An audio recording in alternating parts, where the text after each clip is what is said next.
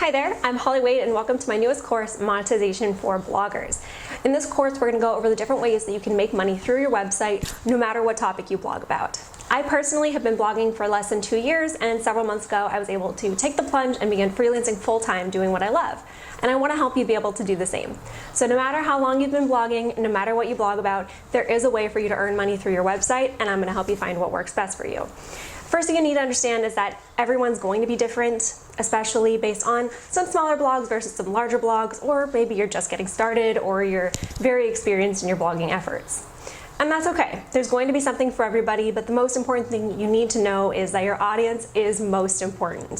So you want to think about what they want, what they would respond to, so that you can give them content that still earns you money, but gives them what they want so they continue to come back to your website. So we're going to discuss everything from sponsored posts to affiliate marketing, advertisements, digital and physical products, knowledge sharing, guest posts, and anything else that might help you make a buck through your website and continue growing. So without further ado, let's get started. Okay, for our first lesson, we're going to talk about the different ways that bloggers can begin monetizing their websites. So in the coming lessons, we're going to go into more details on each type of monetization strategy, but just as an overview, we are going to be talking about sponsored posts, affiliate links, advertisements on your website, digital and physical products, knowledge sharing, and guest posts. So the first thing and the most important thing you need to remember when you're beginning to monetize is who is your audience. You always want to keep your audience in mind when you're coming up with a new strategy, because they're going to be the ones who are responding to your monetization and clicking on it and determining whether or not you're going to see any success. So you need to consider who your audience is and what types of monetization they will actually react to. It's going to be different for every type of content, every blog, every person, every audience. So think about it in terms of making a plan of your growth strategy. So for example, my growth strategy was, when I first started blogging, I used Google AdSense to put advertisements on my website. I felt that they would make me look a little bit more established and just be a start, and it does help me earn a passive income, which is nice. But still, 2 years into it, I don't make a lot of money, and that's okay. But my next step was starting to guest post for other websites. So I would create a lot of DIY and food content for websites that were similar to mine, and not only get paid per post, but it helped me to establish myself as a blogger and get those links back to my website, which was good for SEO. Over time, I felt like I was ready to begin taking on sponsored posts. So I would spend a lot of time reaching out to sponsors, hoping that they would be willing to partner with me on a project for my website. And that is still my biggest source of income. After I began working with sponsors, I moved into the realm of affiliate marketing, which is a really growing field right now. Affiliate marketing can be done through your website or through your social media channels in different ways, and we're going to go into more details about that in a future lesson. And right now, as you can see here on Skillshare, I'm practicing knowledge sharing. And the next step in my growth plan is hopefully going to be beginning to sell some digital or physical products through my website. So that's an example of what works for me, and we're still going to go through all of this to find out what works for you.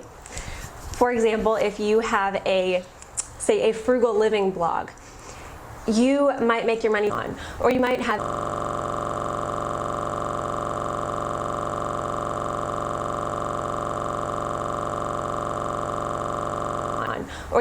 a digital product about saving money or couponing, as opposed to me earning the majority of my income through sponsored posts. So we're going to go through this course and hopefully help you figure out what is going to work for you, but also help you to create that plan of your different steps that you can follow for your first 6 months, your first year, and so on. So you have to think about not only what works for you, what works for your website and your content, but you have to be willing to adapt and change. So when you begin a new strategy and a new monetization effort, you can look back on it and see, is it working? Is it worth my time? Do I want to move on to something else? And just be willing to adapt and change and Who knows, in 6 months, something brand new could come out that we can use to monetize our websites. So let's move on to the different types of ways that you can begin monetizing your website. All right, let's talk about sponsored posts now.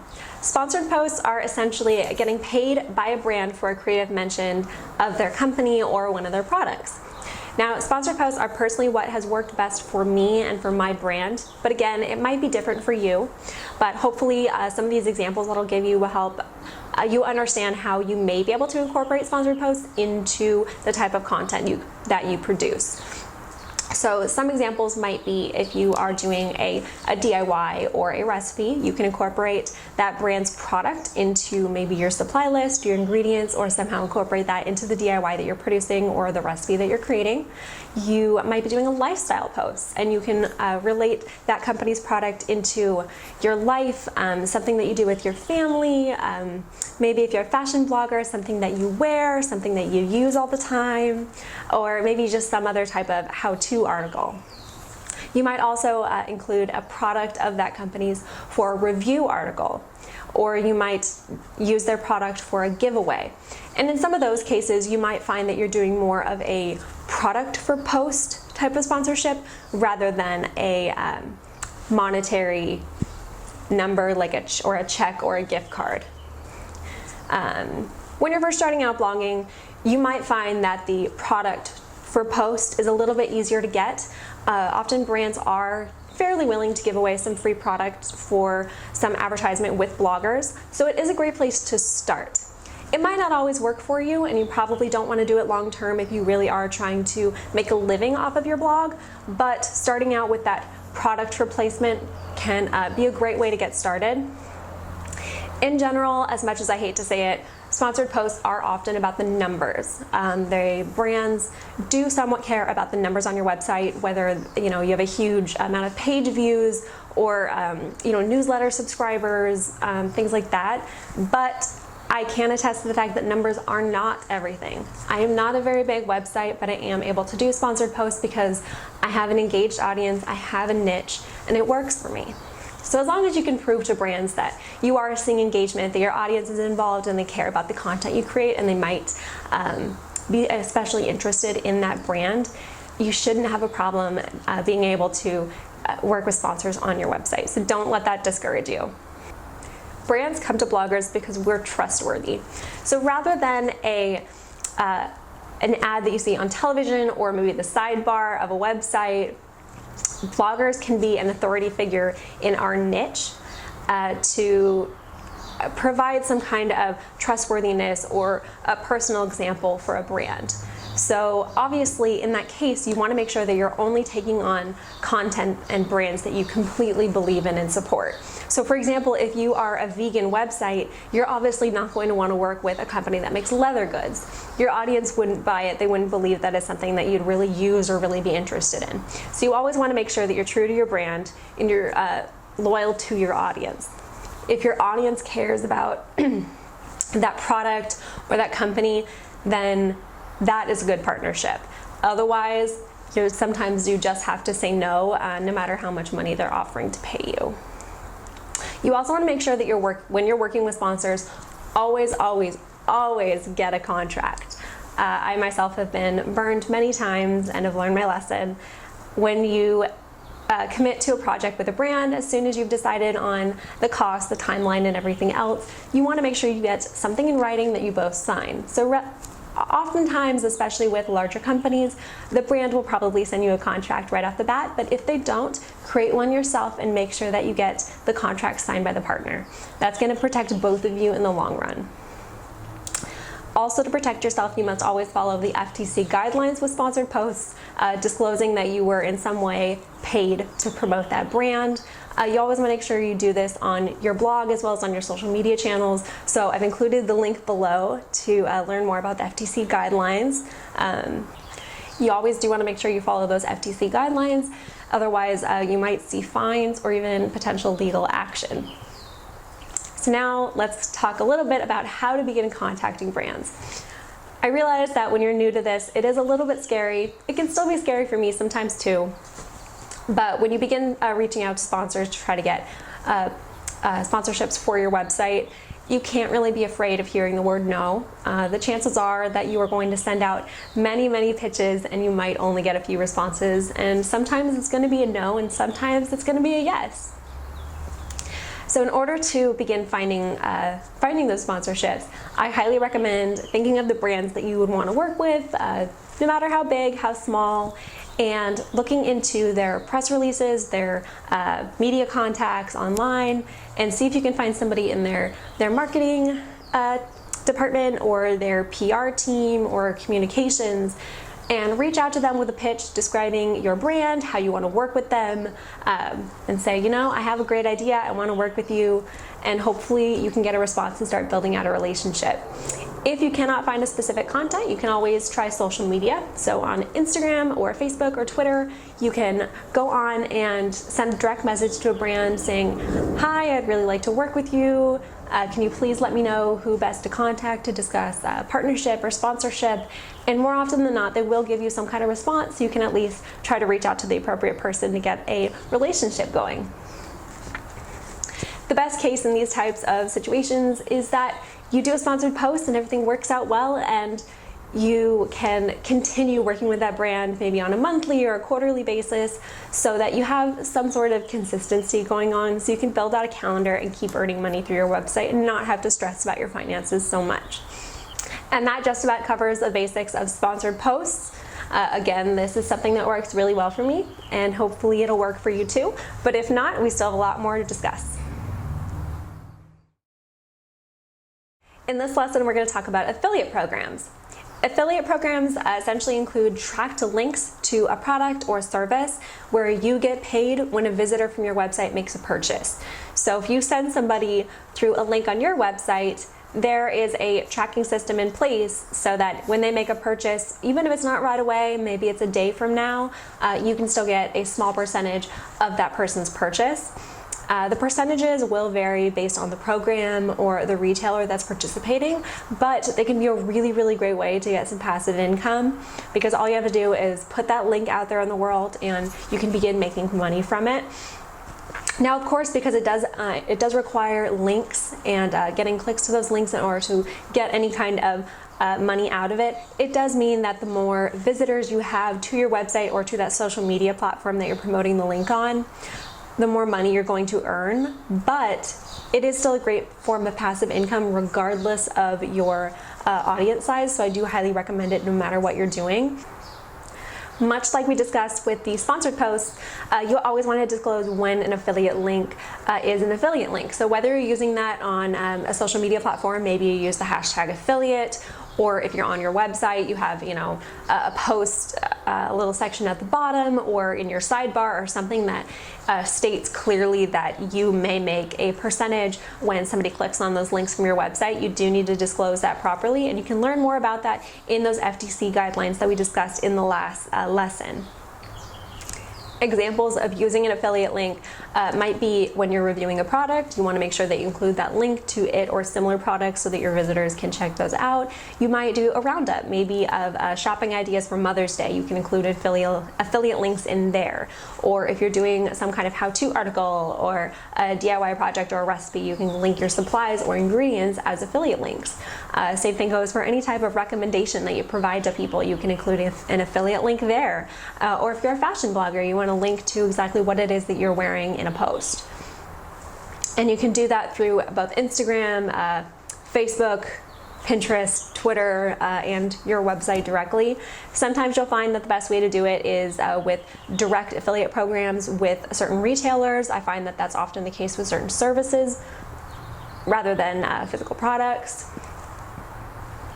You'll also find that oftentimes you are maybe mixing the programs that you use, because not all retailers will use all programs, but there will be some overlap. So some examples of programs for you to check out might be Amazon affiliates, reward style, shop style, share a sale, VigLink, CJ affiliate, as well as those direct programs with certain retailers. So if there's a retailer you want to work for, or work with rather, you can look into those affiliate programs and see which one will work best for you.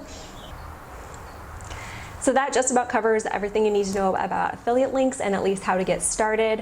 Whenever possible, you always want to use an affiliate link on your website. It will help you earn a little bit of passive income with pretty minimal work involved, especially over time. So go back to those old posts, look at your top performing posts, and if they don't have an affiliate link in there and one makes sense, go ahead and put it in there and save it, and you'll see that those results will come back to you. The next form of monetization is probably one that you're very familiar with, and that is banner ads. You're probably used to seeing them in websites sidebar, at the top of the page, the bottom of the page, in between pages, maybe even popping up on a photo. There are many different types of ways that advertisers put these ads on web pages now. And there are different ways that you can go about it as a blogger. You can start with some of the most common, and that is Google AdSense or an ad network, or working with direct placements through specific brands or retailers. So you want to think about what's going to work best for your audience. So obviously, when you're doing an advertisement, you need it to be in a visible place, and that's most likely at the top of your page or in your sidebar, or what you might consider the above the fold on your website without someone having to scroll down. So you want it to be in a place where it's going to get the most attention, but at the same time, you don't want to alienate your audience. If there's one thing we've learned, it's that nobody really likes ads.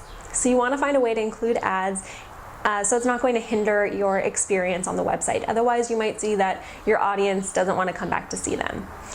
For some websites, you'll see that there are no ads. There are many bloggers that maybe started with ads and eventually get rid of them because they don't need them anymore.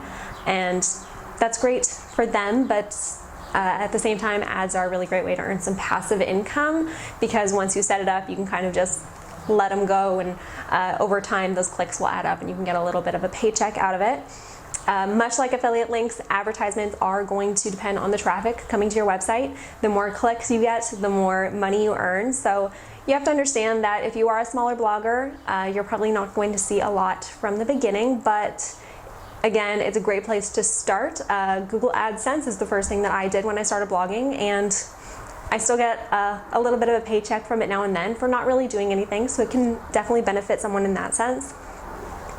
There are also ad networks, which will manage all of the ads on your website for you, and rather than those ads being targeted the way that Google does its ads, where it does it based on the user and what they've been searching for and looking at online, an ad network might place ads on your website that are more related to your content, retailers that you often talk about on your blog and things like that. So they can definitely have their own benefits, but qualifying for an ad network usually means that you need to hit a certain threshold. So if you're a smaller blogger, you may not be eligible for that just yet, but it is something to look forward to as your numbers grow.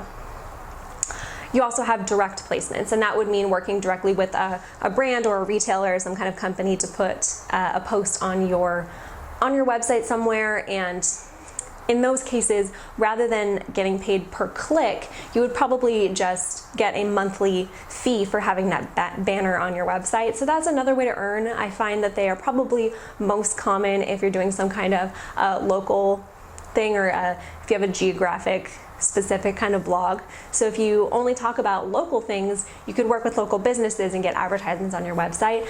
Otherwise, you'll see that there's probably not a whole lot going on with those form of direct ad placements anymore. Again, your audience is not necessarily going to love seeing ads on a website, but it is a great way to earn passive income, especially when you're just starting out. So I do recommend it as the first step into beginning to monetize your website. So guest posting as a form of monetization probably seems pretty straightforward, and it kind of is, but I'm going to go over some of the pros and cons that I think will help you determine whether or not this is something you'd be interested in. So essentially, guest posting means you are getting paid to create content for someone else's website. So I, as a DIY and food blogger, often contribute to other websites in my niche. I started doing this before I started my current website, and it has become a great way for me to establish my credibility, meet some new people, get new opportunities, and what I find most important is that it has established backlinks for my website, which is very good for my SEO and establishing my website's credibility. So this can also be a great way to begin monetizing when you're first starting out. Now, as far as some of the pros and cons of guest posting, as I said, it is great for your SEO. So every time you guest post and you have yourself out there as an author, that can be one extra link to your website that helps build its credibility with Google. So that's important, and you can begin meeting people in your niche through those opportunities, which leads to more and more opportunities in the future. You can also use these opportunities to establish yourself as a subject matter expert. So regardless of what you blog about, you would probably consider yourself some form of expert in what it is you blog about. So find a website that talks about that as well, or maybe even that doesn't talk about it, that doesn't know anything about it, and that's a great opportunity for you to slide in and establish yourself as a subject matter expert in your field. On the con side, unfortunately, guest posting opportunities do not always bring a lot of traffic back to your website. Even though they establish those links that are good for SEO, people don't necessarily always click on them to get back to your website. You might still get a few here and there, and that's great, but it is also going to depend on the traffic that particular website gets. Often, guest posting opportunities can take up a lot of your time, so if you don't have time to create extra content on top of what you're doing for your own blog, they can be very difficult. And because you are reporting to someone else who has final editing approval to publish that post, that may not always sit well with certain bloggers, so that's really up to you whether or not it's something that you feel you want to pursue. Generally, I find that guest posts don't always pay as well as sponsored posts or some other opportunities, but as I said, it is more of a way to establish yourself when you're first starting out. When you do want to work with brands, often you can do guest posting opportunities for that brand's blog because they want content for their website rather than sponsoring content to put on your website. So this is another type of guest content that you may also get paid a little bit more for, and it's a good way to get in with that brand so that you create content for them, and in the future they can sponsor content for your website as well. When it comes to finding these guest content opportunities, I know that can seem a little bit daunting. Think of the websites that you frequent. Think of what you read, what you use as a resource, and in general, any kind of website that you've always dreamed of writing for. You can probably reach out to them and see if there are opportunities to guest post, and that can be just a great opportunity for you to do something different and earn a couple extra bucks. Next is knowledge sharing, which is what I'm doing right now on Skillshare. So Skillshare is a great example of how you can pass along something that you know, something that you have experience with, to other people. So you can participate in knowledge sharing through teaching these online digital classes or courses. You can teach in-person classes or hands-on workshops. You can participate in webinars, or you can host webinars, or you can be a speaker for conferences. All of these are great ways to earn extra income by simply sharing the knowledge that you have with other people. So you can also use this as an opportunity to share specialties that you don't necessarily use for your website. So for example, on my website, I don't talk about blogging. I don't talk about marketing and social media and journalism, which is what I studied in school. So I can use what I know and the things that I've learned through my experience to teach other people. You can also practice knowledge sharing by combining it with what we're going to talk about in our next lesson, which is digital products. So keep on going with the next lesson, and let's keep the conversation moving along. Finally, it all comes to selling digital or physical products. So I think of selling digital or physical products as kind of the last stage in monetization for bloggers, but that's assuming that you're a blogger first. If you originally set out to sell products and your blog was kind of secondary, then this particular section may not apply to you. But if you are a blogger and you spend a lot of time creating an audience and building your brand and having that recognition, then you can finally feel ready to put out some form of product, and you already have an audience at your fingertips that might be interested in that and might make a purchase. So this can be a great final step in your process when it comes to monetizing your website. And you can do this in the form of designing your own types of products. Maybe you want to sell a jewelry line or design your own clothes. On the other hand, maybe you want to begin selling digital products. You can write your own ebooks or design printables that people can download. You can also partner with other brands or other bloggers to create products in collaboration. So combine your knowledge to create an ebook together, and then you can share audiences for promotion that way. Or you can use your creative knowledge to create a product in collaboration with somebody else. So these can be great ways to begin selling products for lower cost and a little bit less risk. But one day, maybe you'll even get all the way to the point where you can get a book deal and begin selling that as well. So there's a lot out there when you get to the point that you really feel like you're ready to start selling products. In this lesson, I'm going to talk about diversification and why it's important to have a diverse strategy when it comes to your monetization of your blog. Unfortunately, blogging income does fluctuate. Clients are going to come and go, ad networks are going to change, and even your website traffic will probably fluctuate throughout the year. So you always want to be prepared in case something happens to one of your income streams.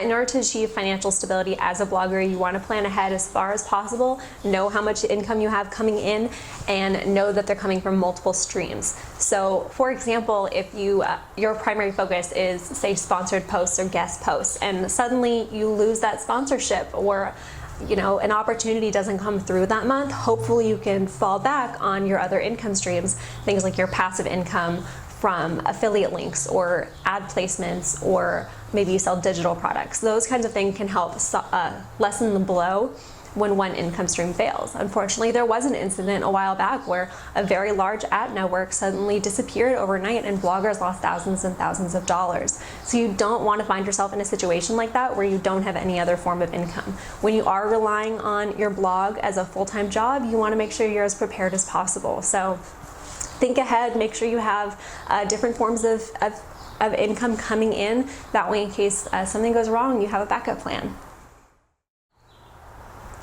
All right, you made it through, and I hope that this course has helped you learn how you can begin monetizing your website so that hopefully you can take the plunge one day and blog as a full-time career, because I know you'll love it as much as I do.